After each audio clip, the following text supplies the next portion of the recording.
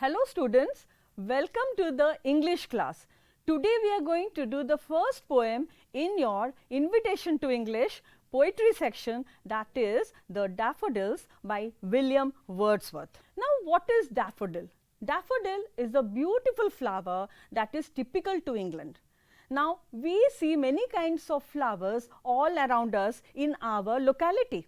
You must have seen so many kinds of flowers. In ODIA, if you say, it can be Togarapulla, Mandarapulla, Cornearapulla, and it can be, so these kind of flowers that you see, but you haven't come across this flower which is called the daffodils.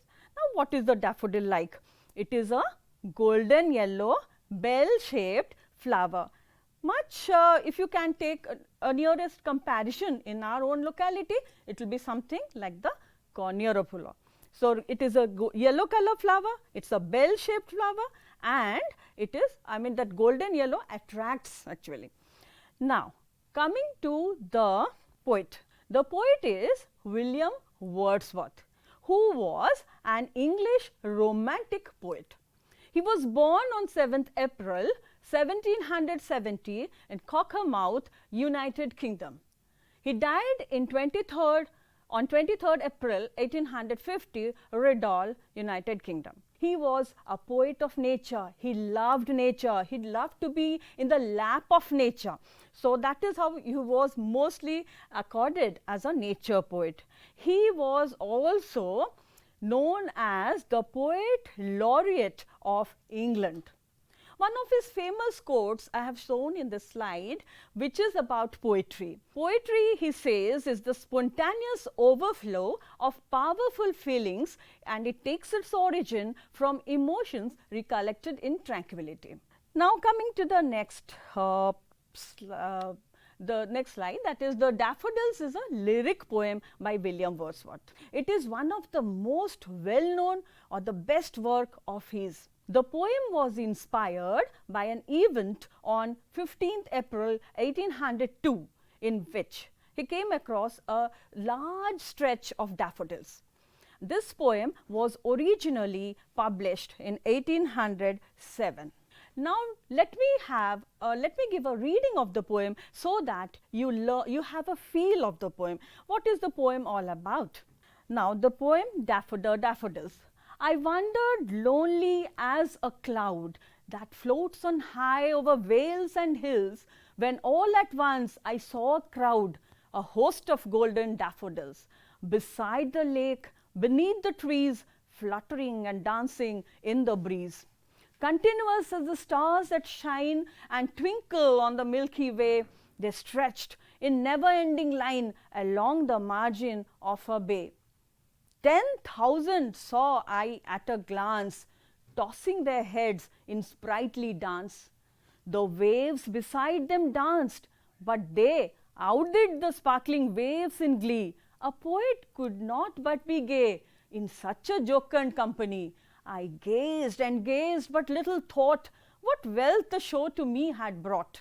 For oft, when on my couch I lie, in vacant or in pensive mood, they flash upon that inward eye, which is the bliss of solitude. And then my heart with pleasure feels and dances with the daffodils. Now this is the poem, and we can also see a handwritten manuscript of William Wordsworth. Now it is very interesting to note, see, 200 years before this poem had been written, and this is a very well preserved manuscript of his. It is written on his own handwriting, and students will be interesting to note this kind of thing. And this is also known as daffodils only, although we have it in our poem as The Daffodils. It was in 1802 that he wrote this manuscript. Now one more thing that is very important to note. William Wordsworth, as I told you, is a nature poet, and he was brought up in the lap of nature, and nature attracted him, all the elements of nature. Just see, where was it that he was inspired by this to write this poem. Now Ullswater is in the English Lake District, and this particular portrait that I am showing you is from Gobaro Park, which was drawn in painted in watercolor in 1819, and it was done by J.M.W. Turner. Now, let me explain you the poem stanza by stanza. Coming to the first stanza. I wandered lonely as a cloud that floats on high over vales and hills. Now, the very first line and the first word I, the first person singular number, that is I. The poet is talking about a personal experience, a subjective experience. He is talking about an experience that he had, a first hand experience. And he says, I wandered lonely as a cloud. Why does the poet feel lonely? It is his mental condition. How was he feeling? He was feeling lonely. You may be in a crowd, but in your mental state, you may feel lonely. So, now when he is feeling lonely, he compares himself to that of a cloud that is high up which is over the vale. Vale means V-A-L-E is valley and hills. So, high up over the valley and hills, what do you find? The cloud is floating. And how does it look? It appears to the poet as if it is lonely, as if there is no one else to give him company. So, when all at once I saw a crowd, then suddenly the poet was wandering aimlessly. He did not have a particular aim to go to that place. Like going to, suppose we want to come to the college. Now, we know the direction, but here the poet was not concerned about going to a particular place. That is why he is saying, I wandered, I was just going in an aimless manner. Like what? Like the cloud. Now, when I say, there is a typical thing that he is mentioning here, that we can talk about the figure of speech that has been used here, that is called a simile. Now, what is a simile? Two dissimilar things are compared with a point of similarity. Poet is comparing himself to that of the cloud. Both of them are dissimilar. Point of comparison is that he is lonely. Now, when all at once I saw a crowd, what did he see? All at once. So, he is surprised to see what? Suddenly something arrested his attention, something attracted him. What was it? It was a huge crowd. Crowd means large number, a host of daffodils, a large number of daffodils, golden daffodils, not only daffodils, the color which was attractive also, it is golden yellow color. Now, that was beside the lake. Beside the lake, now that is what can we say, that the location of the daffodils, where were the daffodils located? Now that he has already seen the daffodils, he is very much attracted towards the daffodils, moving towards the daffodils, looking at the golden yellow color. Now, he is coming towards it and saying, what is this location? This location is under the trees and beside the lake. Because that is the lake I had shown you in that picture. That was a lake, and all around the lake you find, there is like a border line, and you find here the daffodils are growing, and all through for miles together they are stretching. And what does he find? A gentle breeze is blowing. As the gentle breeze is blowing, the daffodils are making a swinging motion. They are dancing to and it appears to the poet as if they are dancing to and fro, fluttering. So, what is fluttering? Moving to and fro in the gentle breeze or the wind.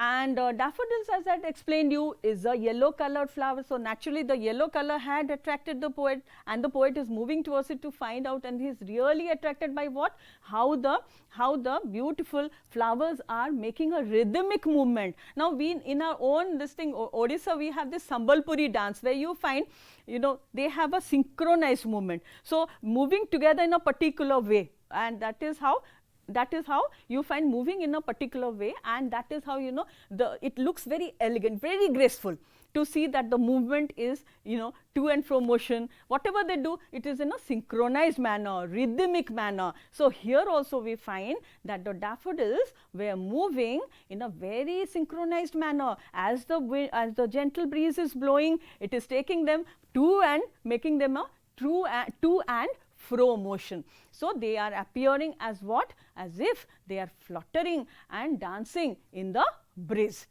And about, as I said, about the simile part of it, the simile part of it is because the poet is comparing himself to that of the clouds. He is comparing that, you know, just like the clouds are lonely, it appears to the poet, I am also lonely, and and I was moving aimlessly, maybe the clouds are moving aimlessly. And then he says, you know, and that too because there are valleys, there are hills, and suddenly when he says, you know, at once I saw a crowd, there are a large number, host. Now what is a host? Host to something, you host a show. So here also, as if the daffodils were hosting him a show. And what is the beautiful show? The beautiful show of the dancing daffodils. Okay, so golden color, dancing daffodils, hosting a show, large number of daffodils, so many elements of nature that he's talking about. He's talking about the clouds, he's talking about the valleys, he's talking about the hill, he's talking about the beautiful dancing of the daffodils, and the golden yellow daffodils, they are all around him and fluttering and dancing in the breeze. Now as the poet, you know, poet is totally, you know, although he stated his mental condition, what did he say? That, you know, I am feeling lonely. But when he finds the daffodils, he finds that it is a beautiful company all around him. There is nature which is going to give him the support to make him feel that he is there with someone. In company of what? In the company of the daffodils. Now we move on to the second stanza, where you find that they are continuous. They are continuous as the stars that shine and twinkle on the Milky Way. They stretched in never-ending line along the margin of the bay, 10,000 saw I at a glance, tossing their heads in sprightly dance. So what do we see? That, you know, continuous, the second simile comes up. What is the second simile? The second simile is about what? It is about the stars. Now stars on one hand, and the other hand we have the daffodils. So daffodils compared to the stars. Now what is the point of comparison here? The point of comparison is the continuity. Number one is continuity. Number two is the shining aspect of it, the lustre, the brilliance of the stars and the brilliance of the daffodil flowers, which are yellow in color, and they are twinkling on the Milky Way. So now what is the Milky Way? Milky Way is where you find a cluster of stars. This is the Milky Way, where you find stars are clustered together, all of them are all together, and you find that, you know, you cannot simply count them, you cannot know which star or how many stars. If you look at the night sky, you cannot make how many stars you have seen. So that is how he comes to say about the, about the stars in the Milky Way. And they stretched in never ending line, the line that never seems to end. The daffodils never seem to end, because for miles together they were stretching. The miles together you find the daffodils, they stretched in a never ending line along the margin of a bay. Now what is a bay? It's a bordering, you know, that bordering of the lake. So lake is there, daffodils are growing all through, and what do you find? That, you know, the daffodils are attracting. They reminded the poet of something. What did they remind the poet of? They reminded the poet of the numerous stars that you find in the Milky Way. So along the margin of the bay, and then he talks about a number, 10,000. When you say 10,000, it's a huge number. So 10,000 saw I at a glance. So what is this glance? To have a quick look. When suddenly you look at something, you say, oh, I saw this. So 10,000 I saw at a glance, tossing their heads in sprightly dance, a very lively manner, very enthusiastic manner. They were all dancing. So both the stanzas, the first one and the second one, we talked about the simile, the comparison that the poet makes, and the first one comparing himself to that of a cloud, the loneliness of a cloud, that he feels that the cloud is going lonely, and he was lonely. But suddenly you find who has given them company? It is the daffodils. And the second part of it, where you find the continuity of the stars and the continuity of the daffodils, the brilliance, the lustre, the sparkling effect of the daffodils and the stars. along the margin of the bay, and 10,000 saw I at a glance. So, it is a hyperbolic statement that he makes, hyperbolic exaggeration. He makes 10,000. He has not counted them 1, 2, 3, 4 like that. He suddenly sees them and feels they are huge in number. So, tossing their heads in a sprightly dance.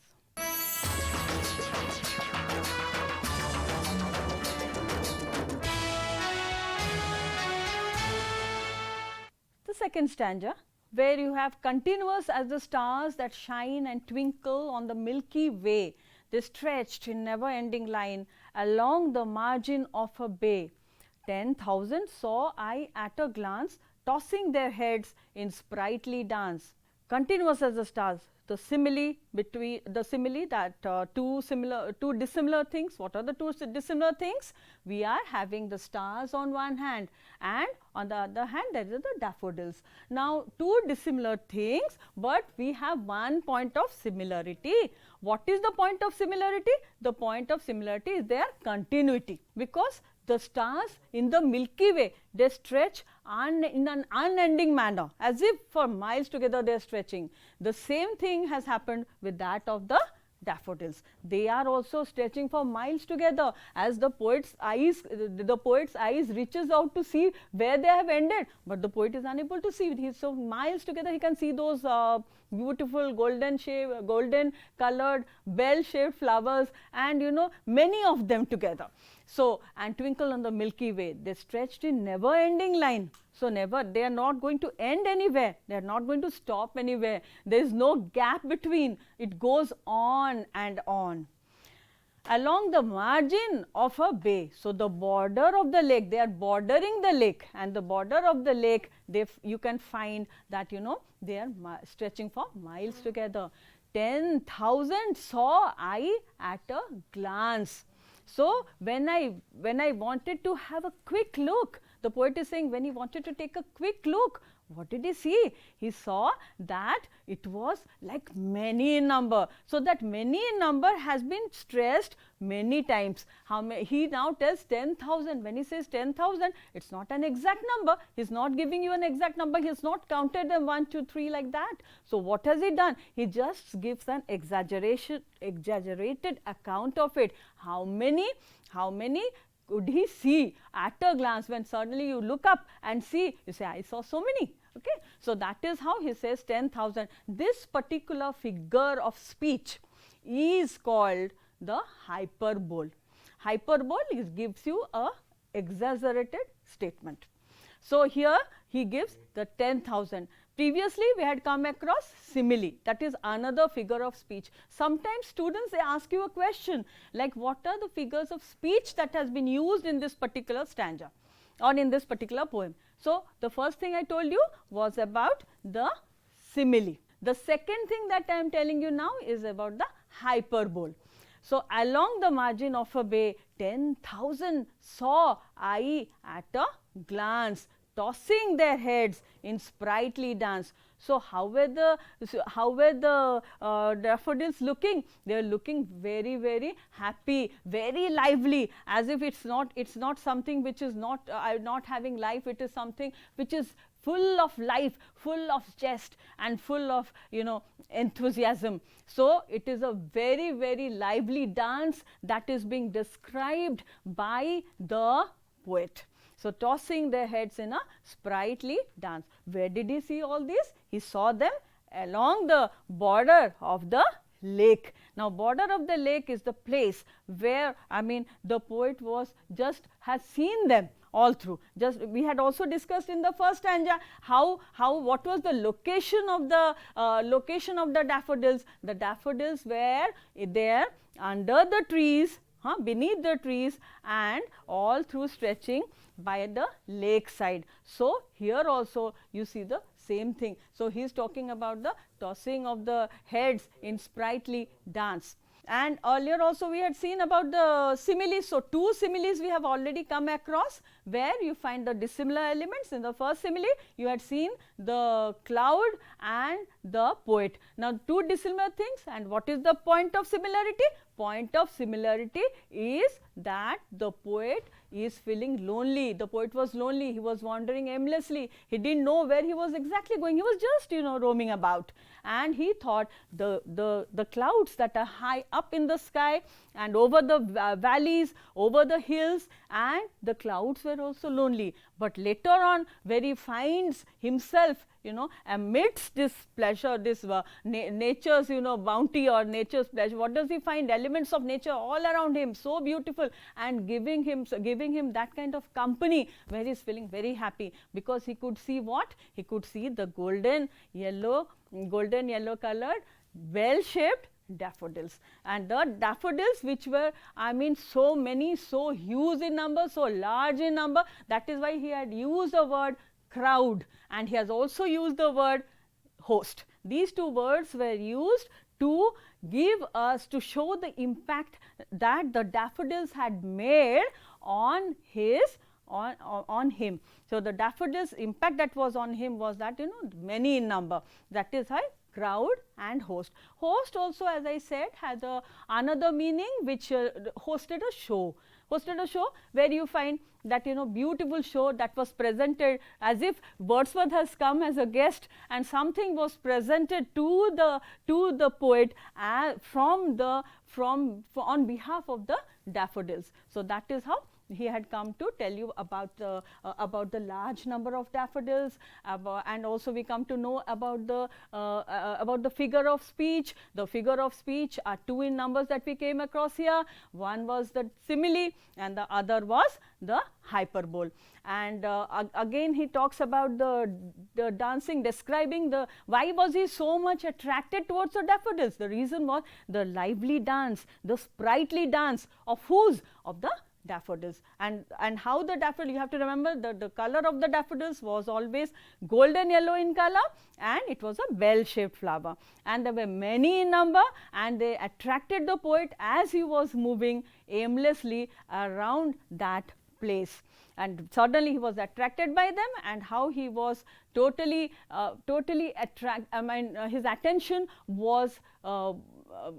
his attention was totally on these daffodils only.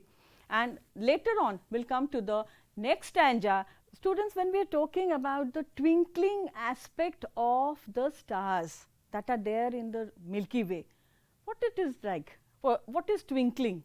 That, if you have heard that poem, Twinkle Twinkle Little Star, the small children, they will be doing a action saying twinkle twinkle little star. What does it mean? It shines and fades, it shines and fades. So, stars, because they are at a distance, so what happens is when you look up at them, it appears as if they are shining, and they are fading away, then shining and again fading away. So, but they are so many, we said stars we cannot count. We look into the night sky, and what do we find? That you cannot count the stars. You think, how many stars have you seen? You say, many stars I have seen. Like that, the poet is saying that continuous as the stars. So, there is a continuity. So, where does he see the stars like? He talks about the Milky Way. In the Milky Way, we find the clusters of stars very closely packed together. Okay, so many stars, they closely packed together. Like that, in the daffodils also, they have stretched for miles together, and they look as if they have been packed together, just like we have a packet of sweets. What do you find them? You get it from Ganguram or some sweet shop. You find that, they are very closely packed. So, if you, like that, when you find the daffodil flowers, the poet sees that, the daffodil flowers are very in close clusters all together, just nearby. Only you can see a stretch of, just like someone has spread a bed sheet of yellow color, that golden yellow color. So, that gives him, so the comparison that he makes is, two dissimilar things, as I said, I am repeating it, two dissimilar things. And what are the two dissimilar things? They are the stars, they are the daffodils on one hand, the stars on the other. What are the aspects of similarity? The aspect is number one, continuity, number two, that he is saying the shine, the lustre, and number three, never ending. It goes on and on. So, the margin of a bay, and he has seen these flowers around the margin of the bay, and the number that he has already spoken about, countless, which cannot be counted, which cannot be, I mean, you can only say how many you saw, many number, numerous, countless. And then he is saying about what? Tossing their heads in sprightly, a very lively dance, a dance which is filled with so much of vigor and enthusiasm, a very lively dance, as if, you know, somebody is doing it all, I mean, his heart and soul, dancing with his heart and soul. So, tossing their heads. So, how does he find? This is all because the poet is now become one with nature. He finds himself one with the daffodils, and that is how he says, tossing their heads in sprightly dance. And they stretch, and these daffodils have been compared in the second stanza to that of the stars, because of the luminous effect, because of the continuity, because of the never ending line that they are all together. Now, so again we can talk about that view, and the first stanza where we had about the cloud and the mental state of the poet. The second stanza about what? The stars, and the other one is the daffodils. So, this is all about the first and second stanza, where we talked about the comparison that the poet makes. To the third stanza of the poem Daffodils. Let me read out the third stanza for you. The waves beside them danced, but they outdid the sparkling waves in glee. A poet could not but be gay in such a jocund company. I gazed and gazed, but little thought what wealth the show to me had brought. Now, students, we had already discussed what the poet was feeling like in the first few lines of the poem. He was feeling lonely. In the second, and then he was feeling lonely, and he was comparing himself to that of the cloud. But then he came across the host of golden daffodils. The host of golden daffodils presented him such a show that the poet felt one with them, and his heart danced with them. Then comes to the second stanza, where we had a beautiful comparison of the poet keeping the daffodils on one hand and the stars on the other, where he could talk about the beautiful shining aspect of the stars and the shining golden color of the daffodils. Then he also talked about the continuity.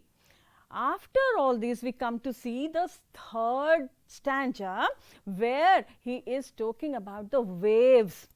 Now, as we talked about the gentle breeze blowing, which created a kind of to and fro motion among the daffodils, so that it came as a synchronized manner, in a very synchronized manner and a rhythmic manner, giving the impact of a dance. Here also we find the same breeze that it blows, you know, you find the little waves created, and these waves were what kind of waves? Sparkling waves. He uses the adjective sparkling here.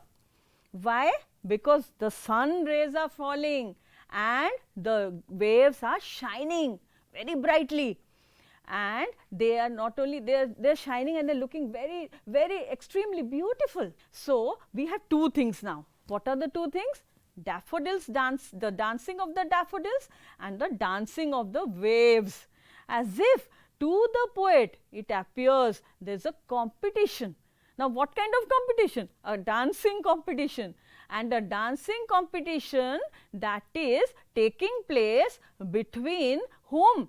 Between the daffodils on one hand and the waves on the other. Now, when there is a competition, obviously you will talk about what? You will talk about who is the winner, who comes first. So, now we find one more thing. What does the poet say? The poet says that, you know, but there is a line, but they outdid. Who out? They refers to whom? They refers to the daffodils. And here there is another word, the waves beside them. Now, them refers to whom? Them refers to the daffodils. So, the waves were dancing, the daffodils were dancing. Now, who is better? The daffodils. How do you know they are better? Because the poet has said outdid. So, when he says that outdid, that means surpassed. Who surpassed? Daffodils surpassed. Whom? The waves. So, outdid the sparkling waves in glee. Glee is happiness. Glee is joy. Now, they are doing it, they are doing the see when we do hard work, sometimes you feel very unhappy also, you are not having a very nice face, but the daffodils are they have joined the competition, they are emerging the winners, and they are doing it joyfully, happily, in a very gay manner. Okay. So, now when the poet is saying a poet could not but be gay, the third line we are coming to in the third stanza, a poet could not but be gay in such a jocund company. So, when he says that in such a jocund company, what is a jocund company? A jocund company is a happy company, a company which makes you feel happy. You must have noticed when we are with good people around, with people who are making lot of jokes, fun, frolic and all that, how do you feel? You feel happy. Someone is very unhappy and something has happened, someone has beaten up or something, scolded, then you find the face that he makes will be very unhappy. So, when you are with unhappy people, how do you feel? You also feel unhappy. But when you are with happy people around, how will you feel? You will feel happy. So, a poet could not but be gay in such a jocund company. Now, who provided that jocund company? The jocund company was provided by the waves and also the dancing daffodils. Then he is saying, I gazed and gazed but little thought what wealth the show to me had brought. I gazed and gazed. Now he is saying, I looked steadily, with interest, with surprise. Don't you feel that the poet was interested to see the dancing of the daffodils? Yes, he was. And wasn't he surprised to see such a beautiful show there? Yes, he was surprised. So, what you find? He was gazing. When something attracts your attention, what do? You try to look a little further. What is this? So, when you look at it, so little thought what wealth the show to me had brought. What kind of wealth? He considers the beauty of the daffodils, the dancing daffodils, the waves. This is a kind of source of happiness. Now see, when you keep money in your bank, what do? You keep it for future use. That is the wealth you have. I'll say how much money you have in the bank. You'll say so much of money. That is the wealth you have. So, what wealth the show to me had brought. The show hosted by the daffodils had given him such a kind of feeling. He is saying that it can be also referred to as a metaphor. This is another figure of speech. He has not used the word like. Here, I wandered like a cloud. When I said like, that was a simile. You can use the expressions like and as, that becomes simile. When you don't use these expressions like and as, what wealth. So, he considers this beauty of nature, which will be a rich treasure house of happiness in the future.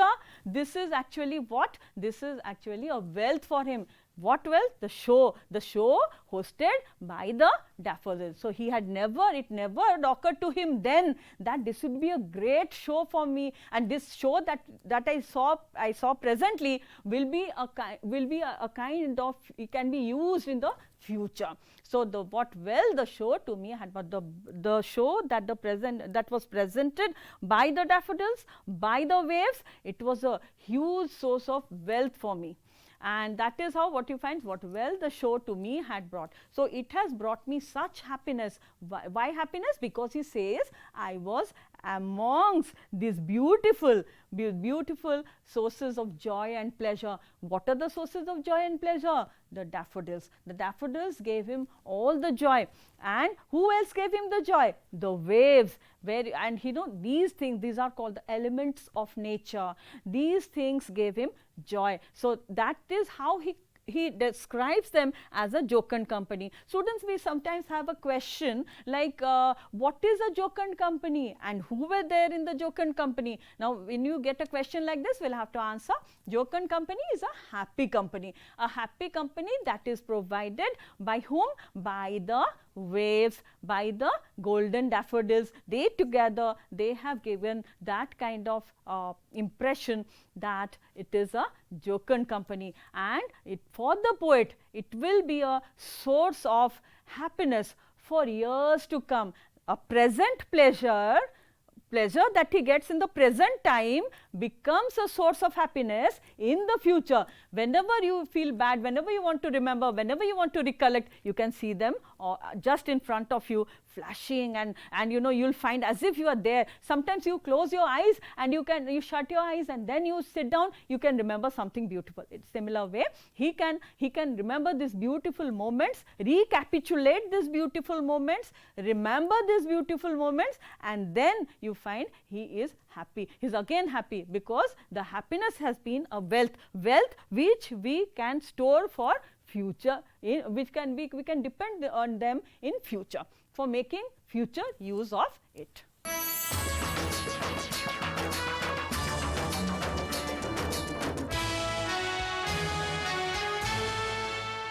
Well, we have already done the 3 stanzas of the poem.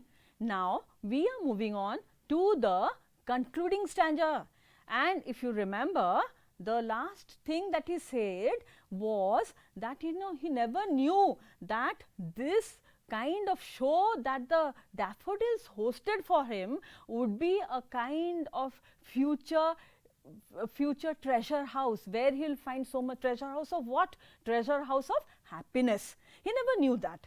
But now he'll discuss how did he know that, you know, it was a rich treasure house of happiness in future.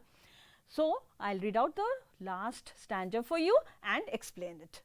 For oft when on my couch I lie, in vacant or in pensive mood, they flash upon that inward eye, which is the bliss of solitude. And then my heart with pleasure feels and dances with the daffodils. Now, what is he describing about? For oft. Now, what is the meaning of the word oft? Oft is the word which we use in poetry, but in prose when we say, it will become often, O-F-T-E-N. When often, so very often, when on my couch I lie. What is a couch? When you relax, suppose you are feeling very tired, what will you do? You will go and relax in your sofa. It's a kind of sofa. So, whenever he is lying on his couch, either in a relaxing mood, or maybe when you are very unhappy about something, you are disturbed about something, and you know, you are filled with anxiety, what will you do? You feel like, you know, lying somewhere, maybe in your cot or maybe somewhere in a sofa. Sofa is also giving you that cushioning effect, and you feel, you know, that you feel a bit comfortable. So, whenever he is lying on his couch, that is his sofa, in what kind of mood? This question also comes very often in your exam. What are described, or what are the 2 kinds of moods described in the poem, or what are the 2 moods that are described by the poet? What is he describing? 2 moods, vacant or in pensive mood. Now, what is the pensive mood? Pensive is sad and thoughtful. Vacant, usually when we say, suppose this seat is vacant, suppose we talk about a seat, a chair is vacant, a room is vacant. When we say that means nobody is there, nobody is occupying it. Now, when he says vacant, maybe he thinks that, you know, there is no particular thought inside his mind. So many kinds of thoughts come to you. So, not that any particular thought is in your mind. So, the poet says that when he is on his couch, that time maybe there are 2 kinds of moods he is having. One mood can be when there is no particular thought, nothing particular he is thinking about, or maybe he is also in a sad or a thoughtful, very thoughtful. He is thinking of something. Many times you see your friends come and call you, you don't notice. Your mama comes and tells you, mother comes and says, come and have your lunch. You might not have noticed your mother coming inside the house. So, you are in a very thoughtful mood. So, that is how very thoughtful, and maybe it is a sad mood. Suppose you are not happy about something. Maybe the results have come out or something like that. Someone scolded you and you are not happy about it. So, you say, I am in a pensive mood, I am in a sad mood. Now, whenever he was in such a kind of mood, you find that they flash. Who flashes? They, the show that was hosted by the daffodils, or the dancing daffodils, the golden color flowers that were dancing around, you know, him and making him happy when he was physically present with the daffodils. They flash upon that inward eye. Where is that inward eye? Inward eye is that mental plane. On the mental plane they flash, in your memory it can flash, or it comes as a flash of lightning, suddenly it comes and goes away. If you remember something very nice, suppose your brother is staying in the United States, and he had come for suppose a Rakhi or some celebration, and he had come.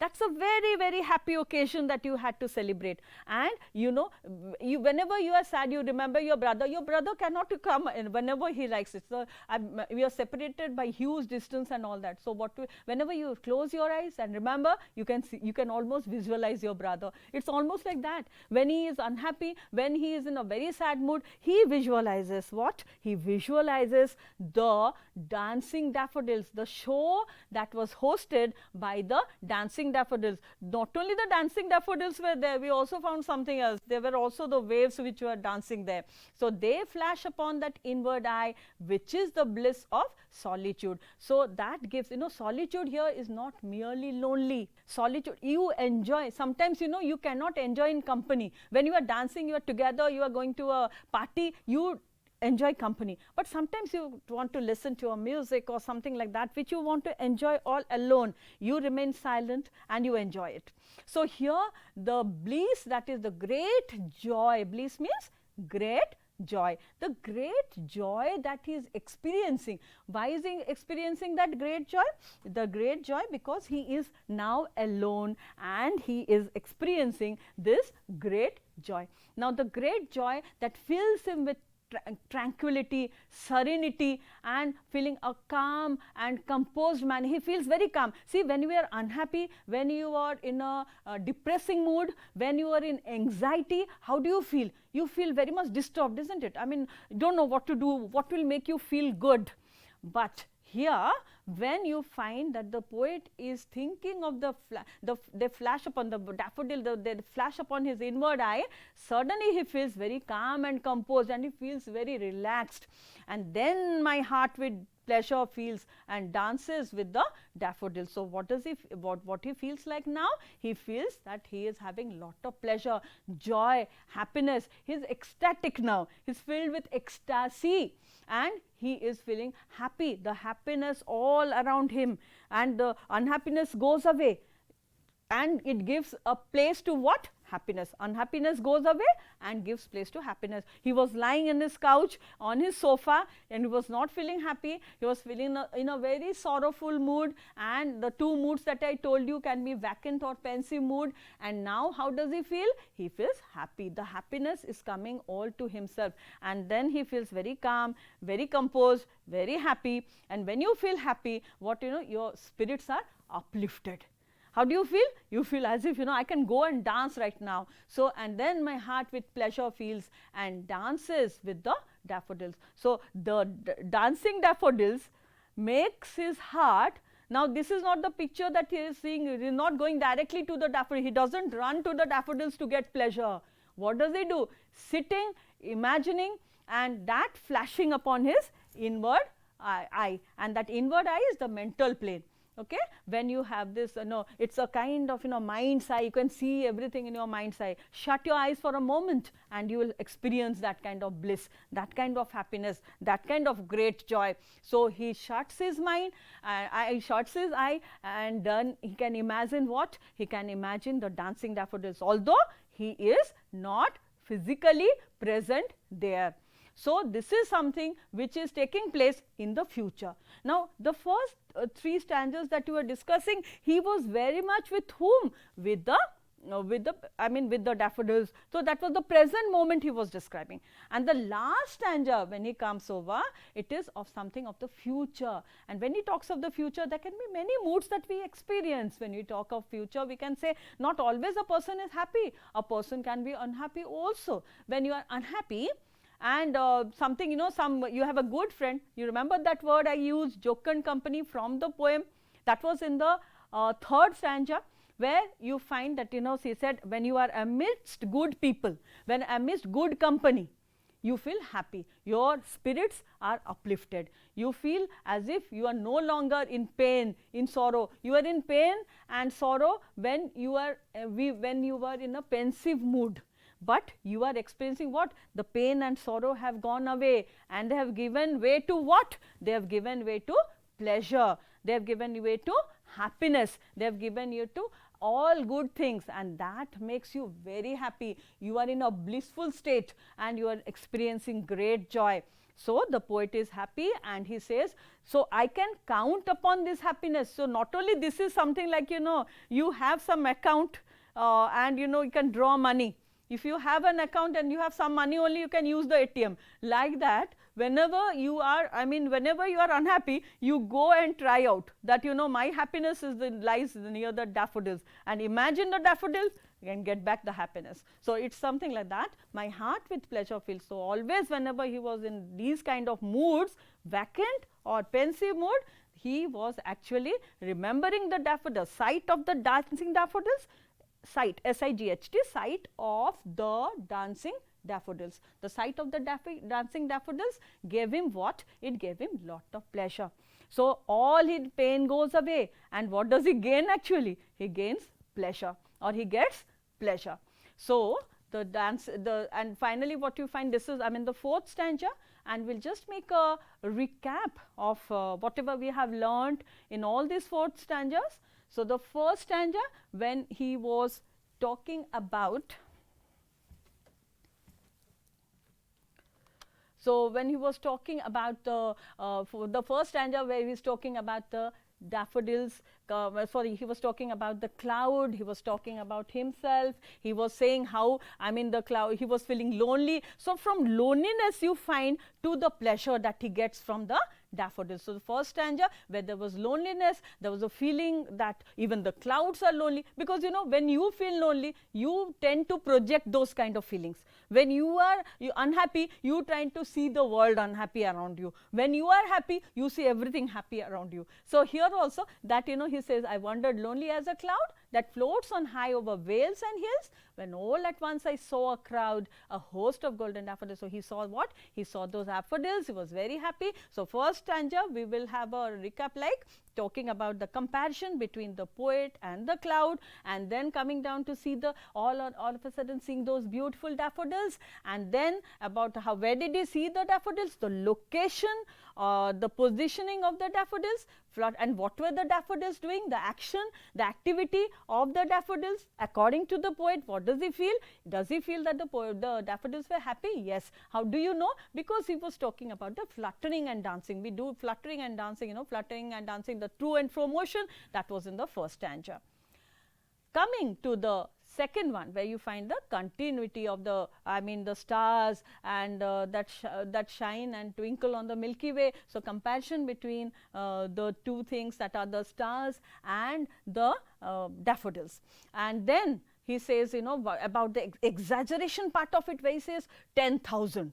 That was a hyperbole, where he said so many I saw at a glance, So tossing their head, all of them were equally, enjoying, enjoying and dancing in the, that area.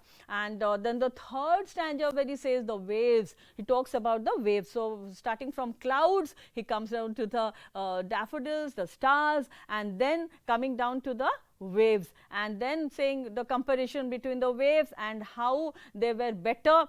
The way between the competition that you take between the daffodils and the waves, and you find the daffodils are better, are doing a better performance, and then suddenly from glance to it becomes gaze. He was glancing initially. Glancing means just giving a single look and say, oh, I saw something like that. But now he is gazing, because that gave him happiness. He is saying, where did I get this happiness from? Let me see, where did I get this happiness from? So he started gazing, and then he saw the wealth, what kind of wealth it had brought. And then the final stanza, where he is saying, not only this was happiness for the present moment, it is happiness forever, happiness for the future.